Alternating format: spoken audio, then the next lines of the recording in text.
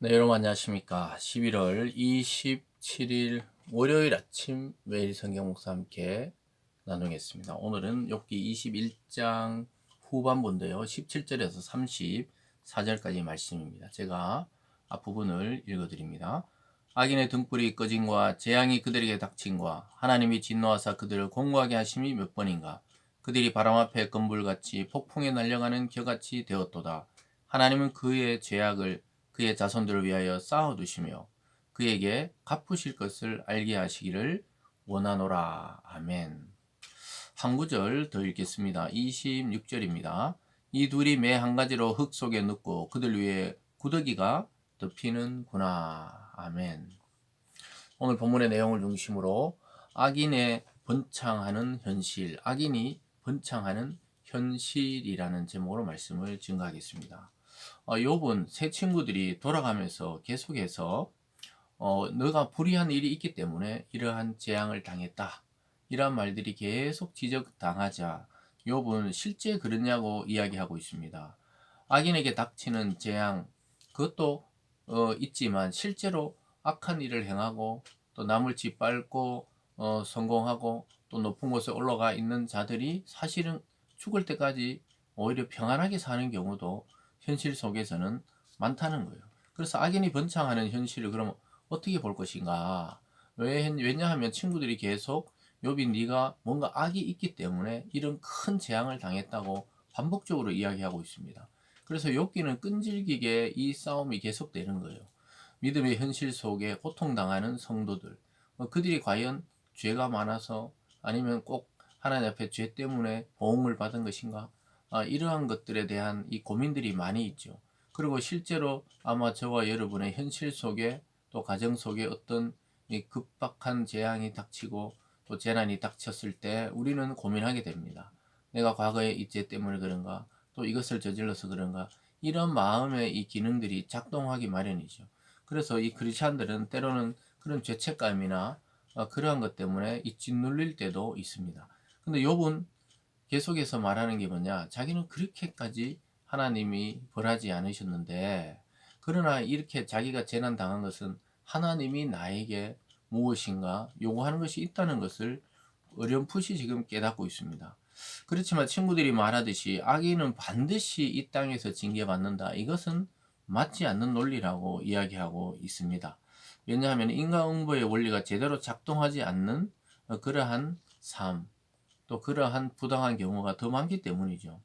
그래서 악인이 벌을 받아야 되는 것은 마땅하다는 거예요. 19절로 하나님은 그의 죄악을 그의 자손들 위해 쌓아두시며 그에게 갚으실 것을 알게 하시길 원하노라. 자기의 멸망을 자기 눈으로 보게 하시며 전능자의 진노를 마시게 할 것이니라. 그의 달소가 다하면 자기 집에 대하여 무슨 관계가 있겠느냐.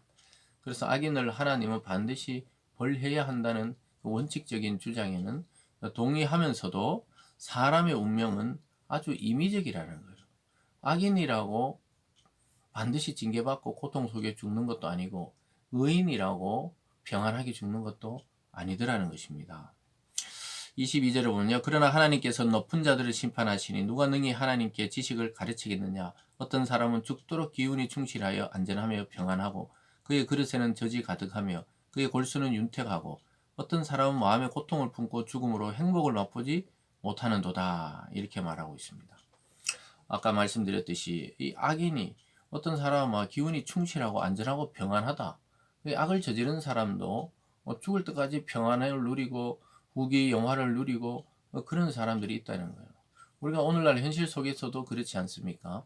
누가 봐도 뭔가 저 사람이 악하고 또는 뭐 정치적으로 또는 경제계에서 또는 뭐 문화계에서 그런 갑질을 하던 사람들 굉장히 이슈가 되는 것 같지만 실제로 얼마 지나지 않아서 뭐 복귀하고 또 평안히 살고 이런 걸 보면서 그렇지 못한 서민들이 느끼는 그러한 상대적인 박탈감 이런 것들을 우리가 늘 보고 있는 것이 현실이죠.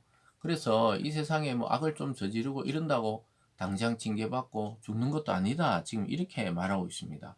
근데 또 어떤 사람은 마음의 고통을 품고 그대로 죽음을 맞이하고 행복을 맛보지 못하는 경우도 있다는 거예요. 의로운 일을 행하고 사회의 정의를 위해 살고 또 하나님 나라를 위해 살던 사람들도 고통 속에 순교하기도 하고 그렇다는 것이죠. 현실의 행복을 맛보지 못하는 경우도 많이 있다고 욥은 이야기하고 있습니다.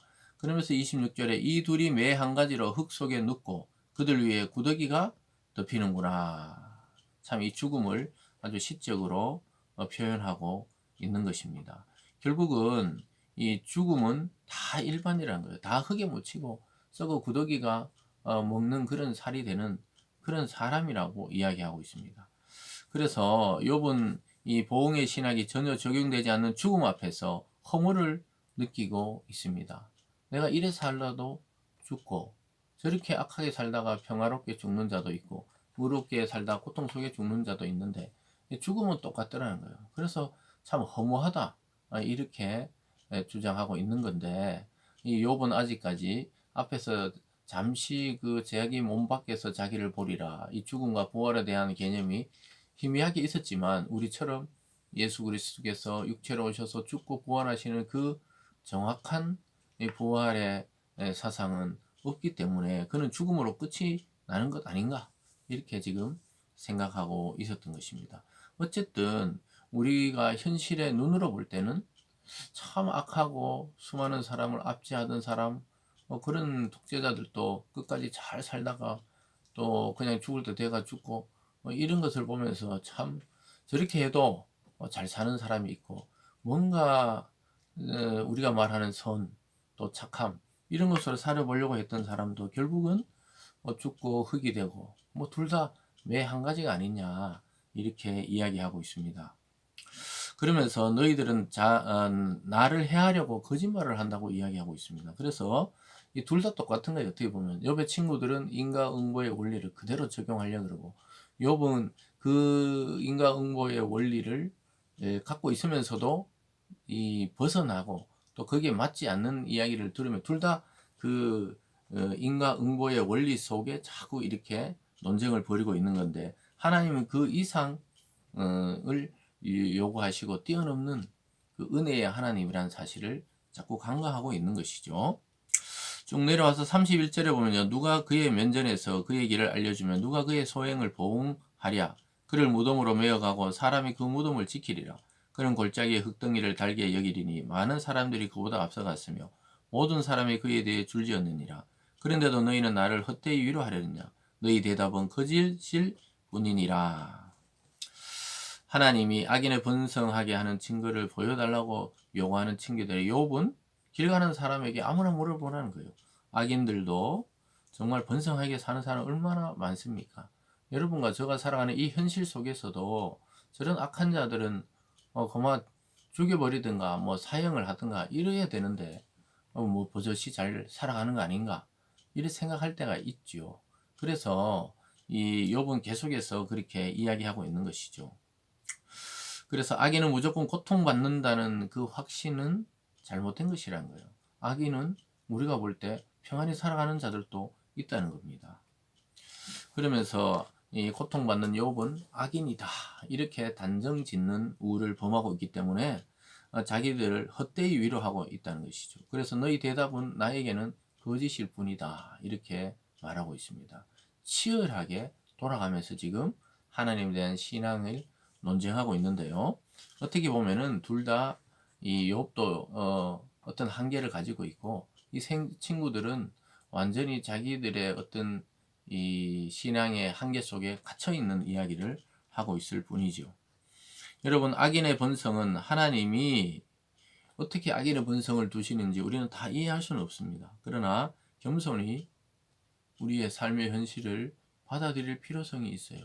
하나님이 무슨 계획들을 분명히 가지고 있다는 거예요. 그래서 우리가 하나님을 다 이해한다고 그렇게 말할 수 있는 사람이 없기 때문에 우리는 겸손히 그 현실을 받아들이면서도 하나님은 반드시 우리를 구원하시며 평안 주시기를 원한다는 사실을 잊지 마시기를 바랍니다. 기도하겠습니다.